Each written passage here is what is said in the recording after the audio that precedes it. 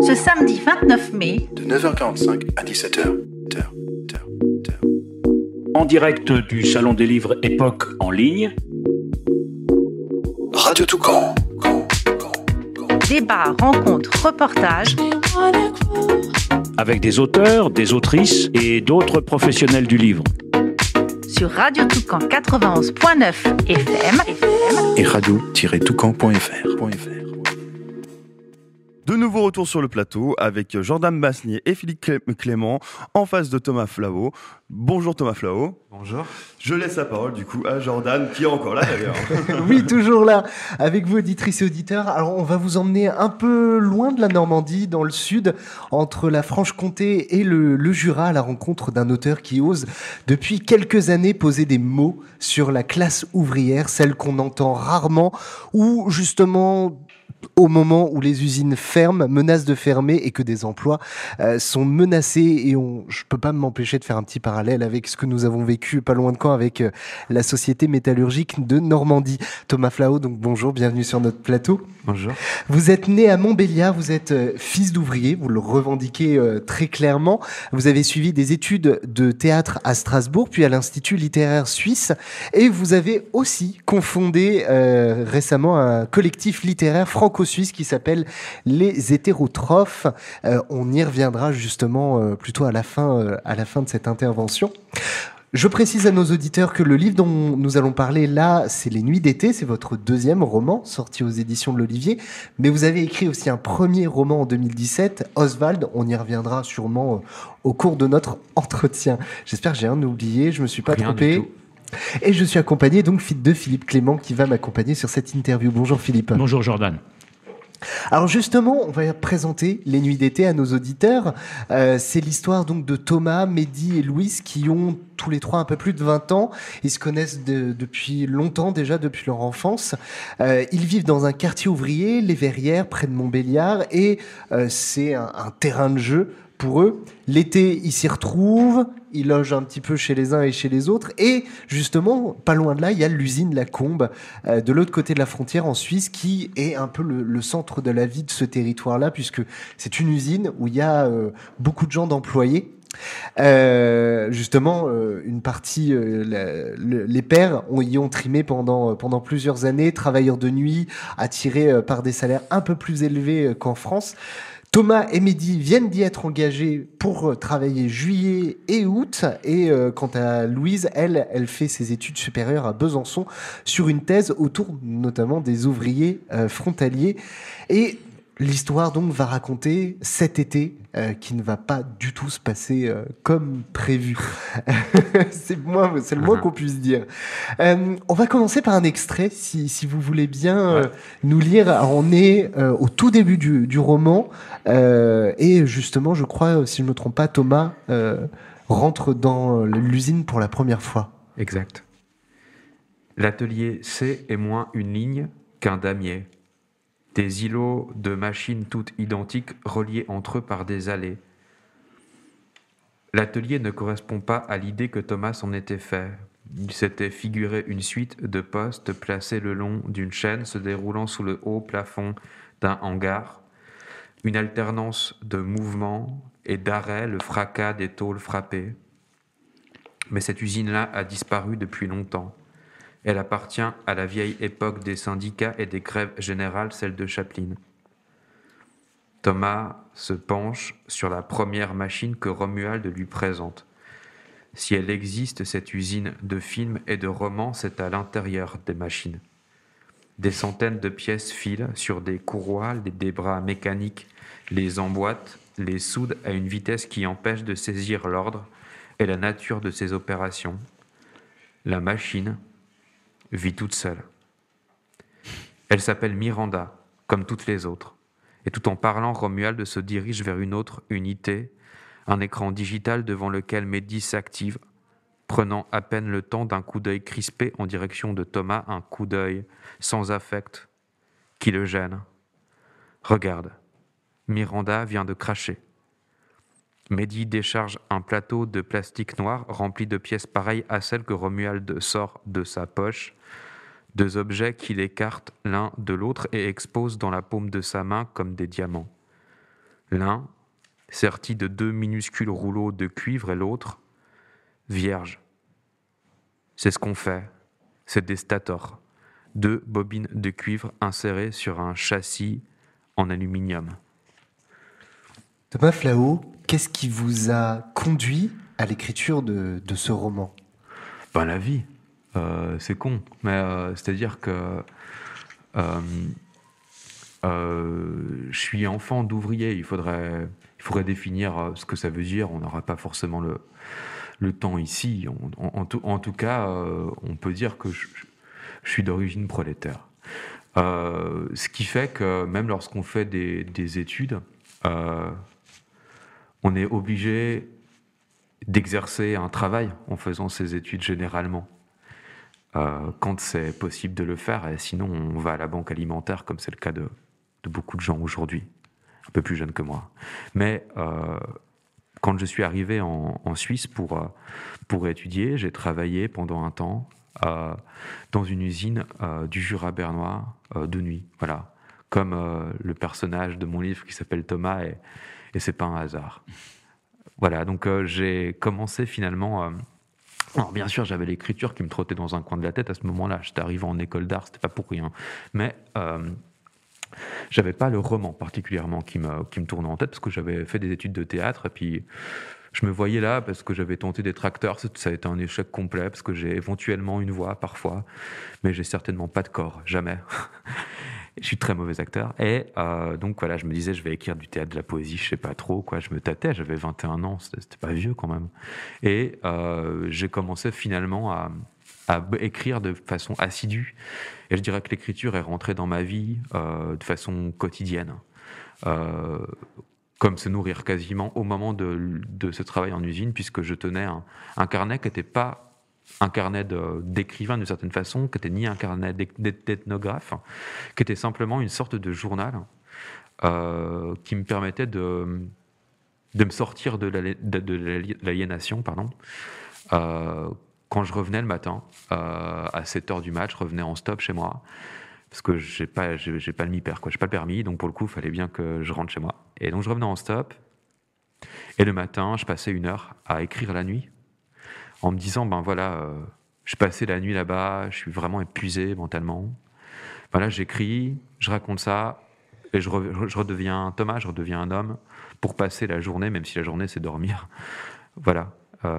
Et je me suis bagarré avec ce texte finalement, de mes 22 à mes 29 ans, l'âge auquel j'ai sorti ce livre. Parce que, comment dire, ce carnet était là, je me disais, il faut bien en faire quelque chose, c'est un moment important pour moi de travailler là-bas. Mais toutefois, je pouvais pas faire de mes camarades, de mes collègues, des gens de ma famille qui travaillaient dans ces lieux-là, je pouvais pas en faire des objets de littérature, parce que je les considérais avant tout comme des sujets, avant tout des sujets politiques d'ailleurs. Et donc moi, je me voyais pas écrire sur eux. Et donc j'ai mis très très longtemps à trouver le moyen de le faire, à travers un roman. Et c'est vraiment en me coltinant cette question esthétique et politique primordiale pour moi, en tentant de trouver un dispositif narratif qui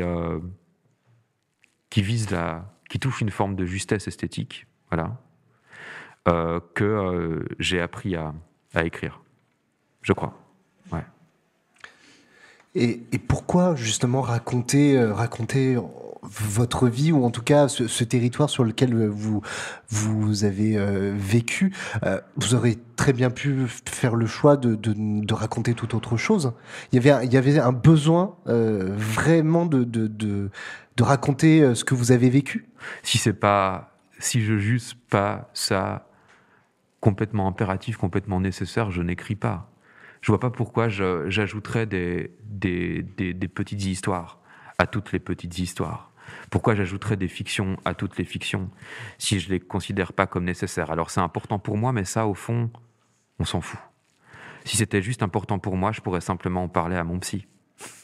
Mais je pense que c'était utile peut-être d'écrire ce livre. Pas en tant que témoignage, mais vraiment en tant que roman. C'est-à-dire chercher un dispositif esthétique, un dispositif narratif ici qui permette de dire quelque chose de l'état du monde, mais en un point précis et depuis un point de vue très circonscrit qui est le mien. C'est tout le travail de ce livre. C'est un livre qui se focalise tour à tour sur 3 personnages de façon externe, c'est-à-dire la 3e personne, Thomas, Mehdi et Louise. Et d'ailleurs, il y a un jeu sur la gémellité entre Thomas et Louise, puisque oui, ils sont jumeaux. Et bien sûr, une médaille, ça n'a pas 3 côtés, mais d'une certaine façon, ces personnages sont le revers et l'avers d'une même médaille, et me permettre au fond de décrire le lieu d'où je viens, ou le lieu dont je considère venir, parce que je pourrais raconter aussi d'autres choses, et je le ferai peut-être un jour dans ma vie. Mais pour l'instant, je voulais raconter ma généalogie, dire je viens de cet endroit, et j'ai besoin de m'extraire de moi-même pour le décrire, pour le raconter plutôt, sous différents éclairages, d'un point. Et aussi, finalement, j'avais besoin de raconter d'autres vies que la mienne pour raconter le plus justement le point d'où je regarde mes origines sociales, d'où je regarde ma trajectoire, parce que je ne suis pas ouvrier, moi. J'ai éventuellement été ouvrier, mais pour me faire des études, mon horizon, ce n'était pas l'usine. Si je dois y retourner, j'y retournerai, parce que je ne suis pas classiste et je ne pense pas que c'est un métier dégradant. Mais pour l'instant, je suis très bien où je suis. Bon. Et je ne pouvais pas raconter la vie juste de Mehdi. Je ne pouvais pas faire un roman, par exemple, à la première personne sur Mehdi. Ça aurait été infâme. Ça aurait été injuste. Et donc, pour le coup, j'ai un personnage qui s'appelle Thomas. Je tourne autour de ces 3 personnes. Il y a bien sûr de l'autobiographie dans la façon dont je décris la vie de Thomas. Il y a aussi de l'autobiographie dans la façon dont je décris la vie de Mehdi, d'une certaine façon. Surtout aussi dans la façon dont je mets en scène le personnage de Louise, qui est un personnage qui écrit, qui est un personnage qui tente de trouver des moyens, ici, à travers la science, à travers la sociologie, de décrire son lieu d'origine. Je ne sais pas si je suis clair, mais en fait, en tout cas, il fallait que je décrive ça, parce que qui pouvait le faire d'autre que moi, franchement. Voilà.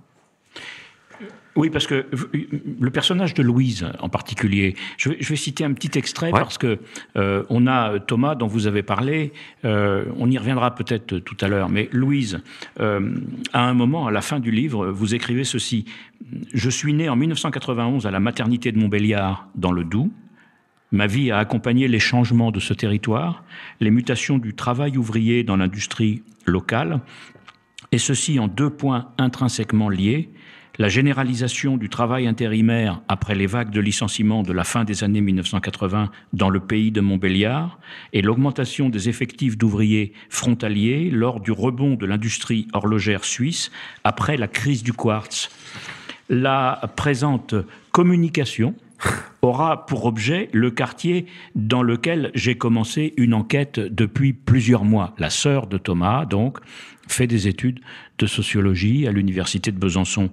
Et oui, la posture scientifique, mais c'est pas si simple. Un petit peu plus loin, vous écrivez: il y a quelques semaines, protégé par la hauteur que lui offrait l'université, la perspective d'écrire une thèse sur les ouvriers frontaliers, elle se voyait suivre une piste déjà tracée, observer, décrire, analyser, mais retourner aux verrières, c'était quitter le promontoire pour retrouver le sol, interviewer, observer le daron, Mehdi, elle n'y parvient pas, c'est un peu en faire des animaux de zoo. J'avais juste une question, vous n'êtes pas sociologue, non, Thomas, pas du tout. Comme Louise, mais vous êtes né en 1991 à la maternité de Montbéliard. Oui, exact. Elle a du mal à enquêter sur un sujet et un terrain qu'elle connaît bien. Et vous, donc, quelles difficultés avez-vous rencontrées pour écrire ce roman inspiré de votre expérience vécue? Vous en avez un petit peu parlé, l'enfance, les études, le quartier, l'usine, la famille. Ça a été assez long, vous l'avez dit tout à l'heure. Oui, mais... ça a été assez long, et moi je crois que c'est comment dire. Moi j'ai écrit je vais pas dire ça parce que peut-être mon éditrice m'écoute et qu'on n'a pas envie d'entendre ça, mais peut-être que mon premier livre, je l'ai. Maintenant que je vois le chemin que j'ai fait avec les nuits d'été, je me dis que mon premier livre, en fait, je l'ai écrit presque par-dessus la jambe, comme ça. Je l'ai écrit en flux tendu. Il s'appelle Ostwald. Ostwald, voilà, une espèce de fable. De contes post-apocalyptiques comme ça, avec vraiment une bonne dose de délire d'une certaine façon dans ce texte. Par contre, ce texte, comment dire, et je vois que ça commence à dessiner les contours d'une méthode esthétique que je suis en train de réexpérimenter dans mes autres projets. Comment dire, je commence à écrire de la fiction là où l'enquête fait aporie. C'est-à-dire que même si je suis pas sociologue, comment dire, il n'y a pas besoin d'avoir un doctorat en anthropo pour faire un travail d'ethnographie. Voilà. En tout cas pour le commencer. Et donc moi-même, j'ai commencé par un terrain. J'ai commencé par retourner voir les gens avec qui j'avais travaillé. J'ai commencé par justement réanalyser les carnets, les interviews que j'avais fait pendant cet été, parce que je disais que je ne faisais pas en ethnographe, non, parce que le but était autre, mais quand même il y avait des méthodes d'ethnographie qui étaient mises en œuvre.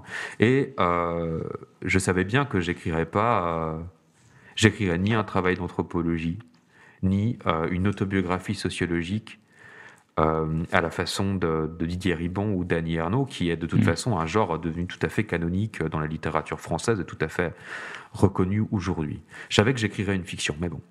Et en fait, je suis juste allé le plus loin possible, jusqu'au bout de mes capacités en tant qu'ethnographe. Et là, je me suis dit, bon, là ça s'arrête. Là je suis face à un mur.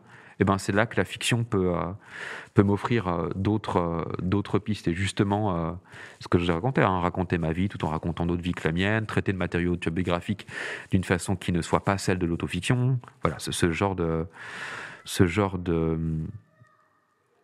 choses, d'une certaine façon. Et ça, c'est pas juste thématisé, c'est mis en forme dans le livre, et tout le dispositif narratif. J'aime bien ce mot dispositif. Ça fait un peu Roland Barthes comme ça, je sais pas, mais bon, c'est un peu anachronique. Moi, j'aime bien ça, quoi. Je suis pas un peu un mec de structure et de dispositif, voilà. Et je vois mes textes comme des architectures. Alors l'architecture de ce texte, elle tente de mettre en forme cette idée que Louise ne parvient pas à écrire un livre, mais que moi j'y parviens parce que je choisis la forme du roman. Voilà.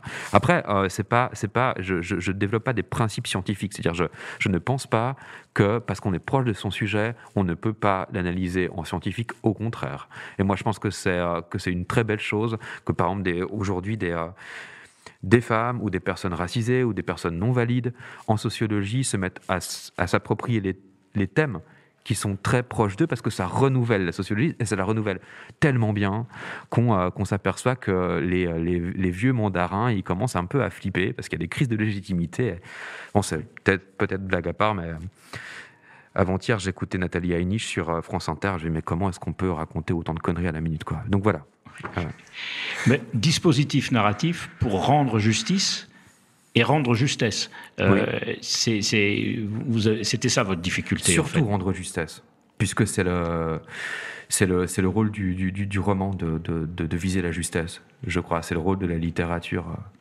C'est ça qui fait, je ne sais pas si j'ai écrit un grand roman, mais c'est en tout cas ce qui fait un bon roman, je crois, que de viser la justesse. En tout cas, vous racontez bien cette jeunesse, peut-être aussi parce que vous l'avez vécu vous-même et que du coup vous y avez transposé votre expérience personnelle. Mais justement, quand on voit par exemple le parcours de Thomas, qui donc se retrouve à travailler la nuit à l'usine et qui progressivement se transforme en une créature plus tout à fait vivante parce qu'il est tellement fatigué par ces nuits, et justement ce délitement qu'il vit de l'usine à l'intérieur, parce qu'il est à l'intérieur, il voit ces machines qui progressivement disparaissent et ces gens qui vont bientôt perdre leur emploi même s'ils veulent pas l'accepter. Comment on raconte aussi justement cette jeunesse? Comment? Je sais pas d'ailleurs, cette jeunesse. C'est Bourdieu qui disait que la jeunesse n'est qu'un mot. Et pour le coup, je raconte ma jeunesse, disons-le. J'ai pas d'autre prétention que cela. Et je raconte ma jeunesse quand je pense que ma jeunesse peut faire image. Voilà. Parce que, effectivement, alors, vous dites faire image, je pense à ce passage où vous évoquez en particulier l'usine Rodiaceta à Besançon. Ouais. Thomas, à un moment, vous dites « Le soleil sur le point d'être avalé par la montagne ». Il est à l'université de Besançon, il est en train de rater ses études au bout de 4 ans d'études supérieures. Il les rate magistralement. Comme il dit, il vient de foutre en l'air les espoirs et la fierté des parents pour qui voir leur fils à l'université, c'était le voir accomplir quelque chose dont ils n'avaient sans doute jamais rêvé pour eux-mêmes.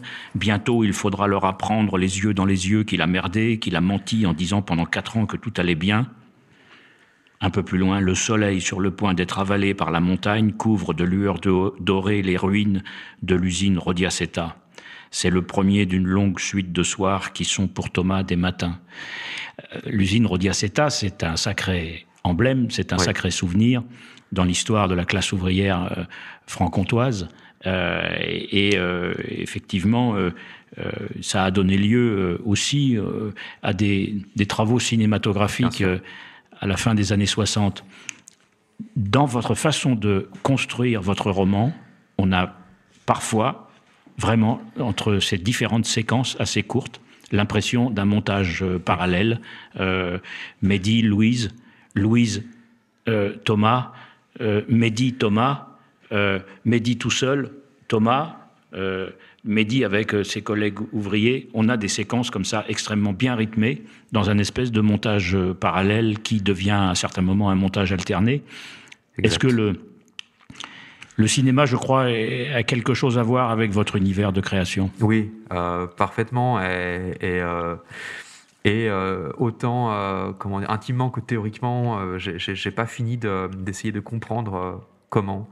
Alors d'une certaine façon, comment dire, le cinéma était aussi important dans mon premier livre, parce que mon premier livre était une évocation littéraire, parce que moi, en tant qu'écrivain, comment dire, je travaille, avant de travailler finalement sur le réel, comme pourrait le faire un journaliste ou un anthropologue, moi je travaille sur les représentations, comme peut le faire d'ailleurs aussi un sociologue. Hein. On peut faire de la sociologie des représentations, bien sûr, mais moi voilà, je travaille sur les représentations et je travaille sur les images, et sur les mots, et sur la fiction, voilà, ce genre de trucs, quoi. Et mon premier livre était d'une certaine façon une évocation littéraire, poétique, de l'univers mental, qui, je pense, pour le coup, est pas que générationnel, qui est une sorte de fait culturel du début des années 2000. Donc, c'est l'imaginaire forgé par les films catastrophes qu'on a vu tous les Noëls, je sais pas moi, 2012, ce genre de trucs, quoi. Et voilà, que j'ai vu quand j'étais gosse, tout ça, et puis qui m'ont finalement marqué. Et donc c'était une évocation littéraire. Donc et puis le montage de ce livre, les chapitres très courts citaient cela. Et en fait là je me suis dit en faisant ça, j'ai trouvé finalement mon endroit. Et c'est une écriture que je continue de creuser, de rendre plus juste. C'est un texte qui prend un peu plus le temps, Une nuit d'été, Costbald, mais bon, tout de même. Et c'est un autre cinéma, je crois, qui est capital dans la conception. D'abord, dans la conception, dans l'écriture des nuits d'été, parce qu'il est capital dans la façon que j'ai de construire le lien entre esthétique et politique. Et vous le disiez, en parlant de la Rodiaceta, il y a un film très important, pas qu'en Franche-Comté d'ailleurs, mais pour le cinéma mondial, qui est À bientôt, j'espère, de Chris Marker, et qui raconte la grève des ouvriers de la Rodiaceta en 1967, si je ne me trompe pas, et qui est à l'origine de la création des groupes Medvedkin. Alors pour l'anecdote, Chris Marker, qui est un documentariste de la Nouvelle Vague, filme ces ouvriers et ensuite, une fois qu'il a fait le montage, il leur montre le film. Et les ouvriers sont pas contents. Et ils disent « T'as fait n'importe quoi, mec, t'as romantisé la lutte ». Et en réponse à cela, Chris Marker leur dit « Ok les mecs, je vous donne des caméras et vous faites vous-même cela. » Et moi, en tant que romancier, j'y vois une leçon. peut-être faudrait-il, moi-même, et il faudra que j'y réfléchisse à l'avenir, que je laisse la place à la parole des autres, mais de façon brute. C'est-à-dire que je leur demande d'intervenir dans mon texte. Ça pose des questions juridiques de droit d'auteur, ça pose des questions de répartition des droits d'auteur en termes financiers, ça pose beaucoup de questions, ça pose des questions esthétiques, théoriques et politiques, mais peut-être qu'il faudrait que je le fasse. Bon, pour le coup, là, je ne l'ai pas fait. Je ne suis pas allé jusque-là, mais pour le coup, en tant que romancier, je parle à la place des autres. Les dialogues que je mets dans la bouche de mes personnages de papier ne sont pas des mots qui sont prononcés par des personnages de chair et d'os que je considère pourtant comme étant des sujets politiques. Il y a une contradiction là. Cette contradiction, je la vois pas comme une impasse, mais je la trouve fertile. Et d'une certaine façon, il faut que je sois à la hauteur de cette contradiction dans l'ensemble de ma démarche esthétique. Voilà. Radio Toucan. Vous êtes bien sur Radio Toucan en direct de la mairie pour le salon Époque. Et on est là toujours encore jusqu'à 17h. Nous sommes du coup toujours avec Thomas Flao, écrivain du coup de l'ouvrage Les Nuits d'été. Nous allons continuer justement avec Jordan Basnier et Philippe Clément justement des questions sur l'ouvrage. Mes chers auditeurs, n'hésitez pas aussi à vouloir poser des questions justement à Thomas Flao par téléphone ou par SMS. N'hésitez pas à appeler notre standard, le 07 71 55 87 99. Je répète, le 07 71 55 87 99. Et je relaisse le micro à Jordan. Merci Boris. On renchaîne, on rattaque tout de suite. Question donc concernant le troisième personnage qu'on n'a pas encore abordé, Mehdi. Mehdi qui a une relation très particulière avec son père, puisque son père a dû changer de métier et donc il vend des poulets. Et il y a un passage qui est pour moi en tout cas d'une brutalité. Je vous le lis rapidement. Tu me déçois, Mehdi, t'es comme ta mère, tu laisses tomber les gens. L'évocation du divorce, cette manière constante de se placer comme victime dans cette histoire, la pitié devient colère, une colère qui ravale. Un fils, ça reste assis et ça se tait. Et Mehdi, donc, il est intérimaire, saisonnier. Il travaille en parallèle à l'usine et il donne des coups de main à son père. Et justement, vous racontez quelque chose, Thomas Flao, de ces fils d'ouvriers, de cette masculinité. Il y a quelque chose du lien qui se délite, qui se coupe. Alors, il y a beaucoup de choses dans votre question. Comment dire ?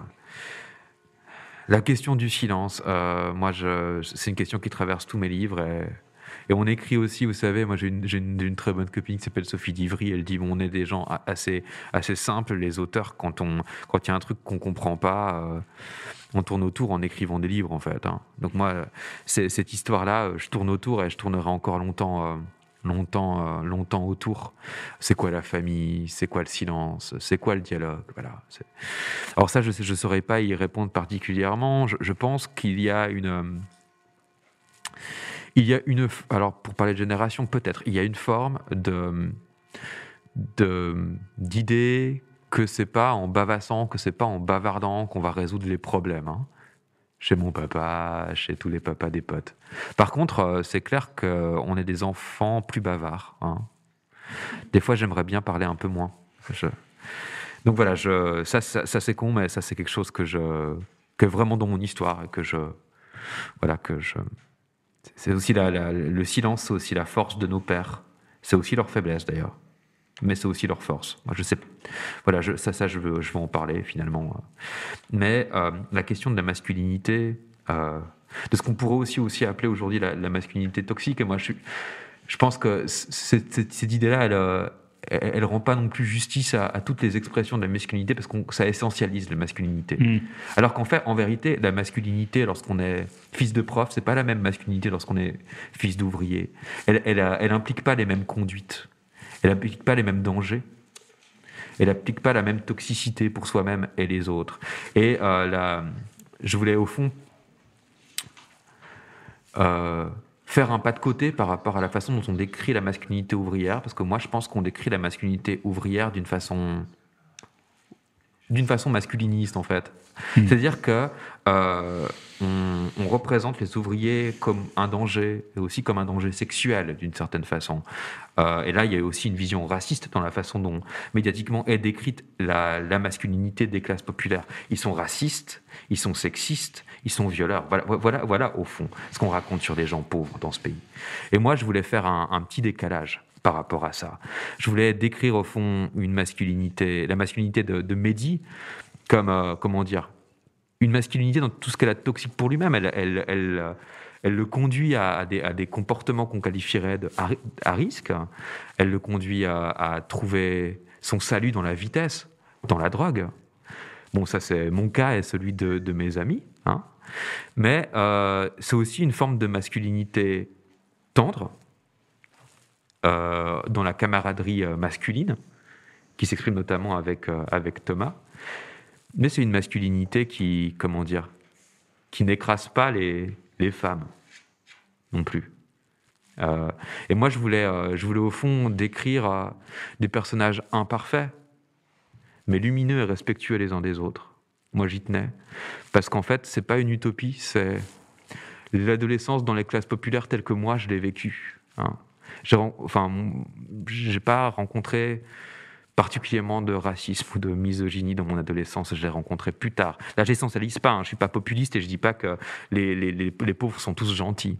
Je dis juste que la société est misogyne, la société est raciste, et moi, j'en ai pas pu se rencontrer dans mon enfance que dans mon jeune âge adulte, entouré de normaliens. Et donc voilà, je voulais au fond donner cet exemple-là d'une masculinité problématique, mais peut-être pas là où on croit. Voilà.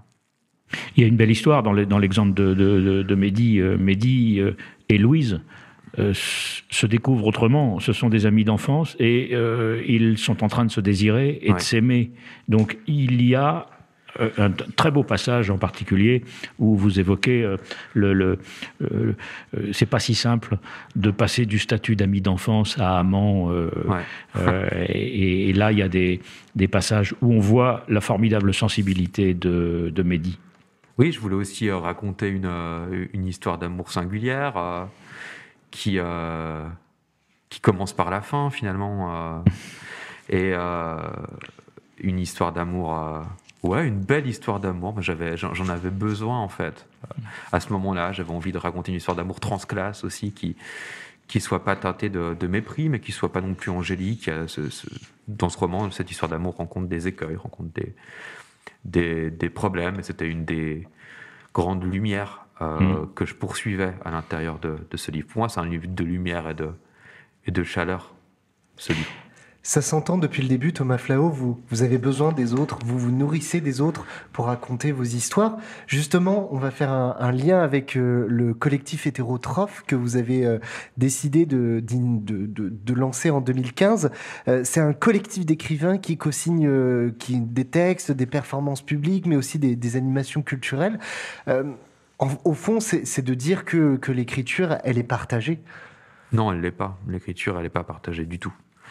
Je suis désolé de le dire, elle est atrocement, elle est individuelle, mais j'ai besoin de savoir que des gens écrivent à côté de moi. Voilà, c'est aussi simple que ça. Ce collectif, c'est pas une façon on l'a fait avec des amis qu'on a en école d'art. Voilà, il y a aussi ma compagne, Leïla Pellet dedans. Il y a Romain Buffat, Pablo Jacob. Gaïa Grandin et Arthur Brugard. Je le dis parce qu'on a dit qu'à chaque fois qu'on en parlait, on donnait tous les noms des potes. Voilà. Donc voilà, j'ai donné tous les noms. Bonjour à vous. Mais c'est une façon de... Comment dire, c'est une bande, un peu comme ça. Voilà. C'est pas le Wu-Tang Clan, mais un peu. Enfin, je veux dire, on est connus entre Lausanne et Delémont, quoi. Bon. Mais voilà, c'est une façon comme ça. C'est pas une façon de se projeter. Comment dire ? C'est aussi une façon d'écrire en dehors du marché. Voilà, moi en tant que romancier, c'est quand même un genre commercial plutôt le roman historiquement. Et c'est une façon, oui, d'écrire en dehors du marché. Ouais. Dans la note sur votre résidence ici à l'IMEC, Institut Mémoire de l'édition contemporaine, vous évoquez, j'ai lu qu'au sein de l'Institut littéraire suisse de Bienne, dont vous êtes diplômé, ce collectif a été constitué, et vous revendiquez, semble-t-il, une vision artisanale de la littérature, où l'atelier, le travail et la coopération existent quand même, occupent une place un peu centrale. Donc, est-ce que hétérotrophe, ça veut dire dans la nature des organismes qui se nourrissent les uns des autres? Oui, c'est ça. Ouais, c'est ça. C'est une idée conceptuelle qu'on n'a pas fini de creuser, mais on bricole. Voilà. Moi, j'aime bien bricoler. Moi, je sais pas, j'ai à peine 30 ans et puis je me suis retrouvé un peu projeté comme ça sans que je m'en rende compte dans l'univers de l'écriture, et surtout je suis devenu un auteur professionnel, je fais plus que ça, mais d'un seul coup quoi.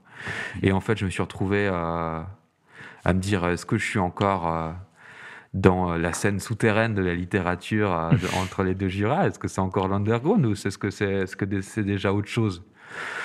Bon, moi, je me dis, je le sais pas, au fond, mais pour le coup, je peux bricoler des trucs avec les potes, sur une pièce de théâtre, je peux pas encore en dire grand-chose, mais on a édité des livres à compte d'auteur qu'on a vendus sous le manteau, voilà. Moi, j'ai besoin de ça à côté, même si toutes ces choses-là sont un petit peu compromises avec la situation sanitaire, quoi. Mmh. Ouais.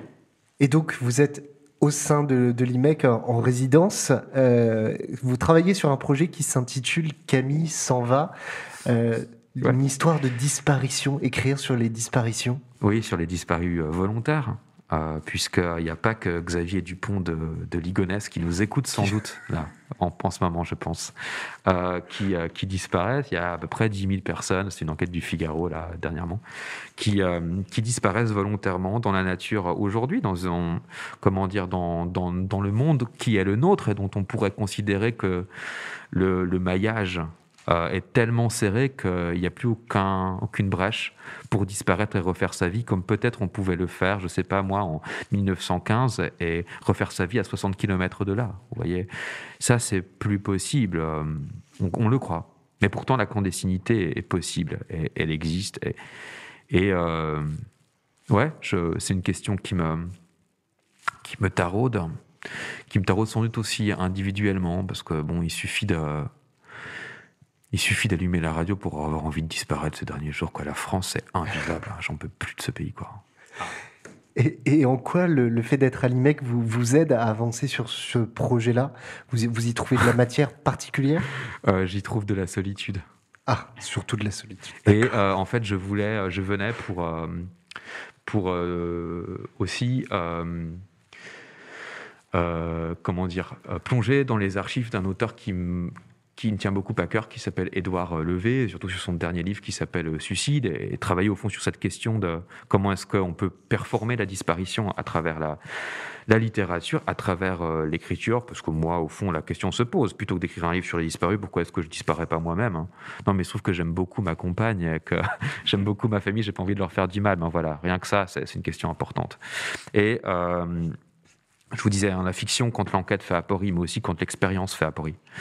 Et donc voilà, je vais travailler là-dessus. Malheureusement, les ayants droit ne m'ont pas autorisé à le faire. Ça arrivera sans doute un jour, si elle m'entend, je l'espère. Mais voilà, je verrai bien si je vais avoir le temps et le loisir de plonger dans des archives. J'ai une petite idée en tête, mais il faut que je la creuse. Voilà.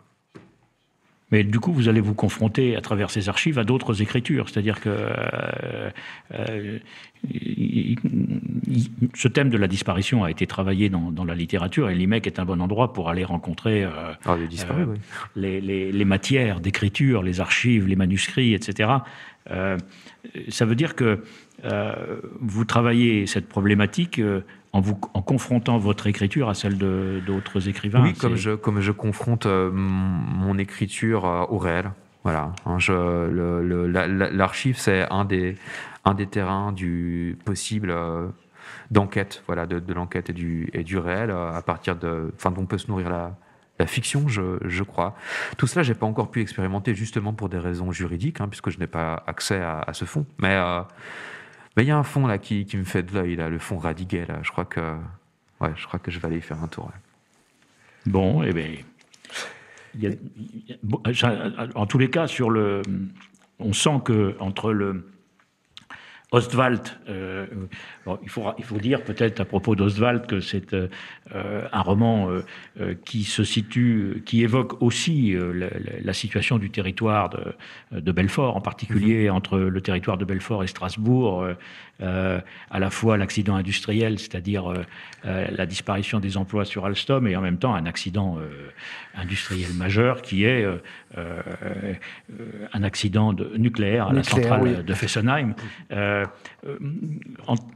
Entre cette dimension à la fois fantastique et sociale, puis Les Nuits d'été, un roman qui fait le point au fond sur une partie de notre histoire et de votre histoire, et puis maintenant la volonté de travailler sur la question de la disparition en se confrontant à des écrits qui ont déjà existé précédemment.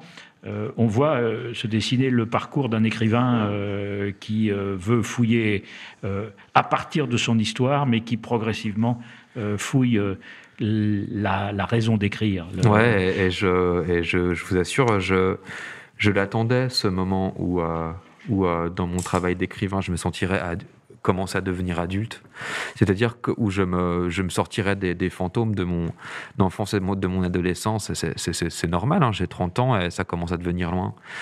Et pour le coup, je perds la légitimité pour en parler d'une certaine façon. Là, je travaille, sur des enjeux que je considère comme être proprement littéraires. Hein. C'est ce que c'est, ce texte, je crois.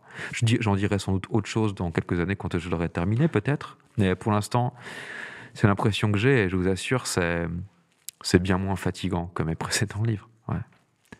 Merci Thomas Flao. Merci beaucoup Thomas Flao d'avoir été présent avec nous. Donc vous avez écrit du coup l'ouvrage Les Nuits d'été qu'on peut retrouver dans les éditions de l'Olivier.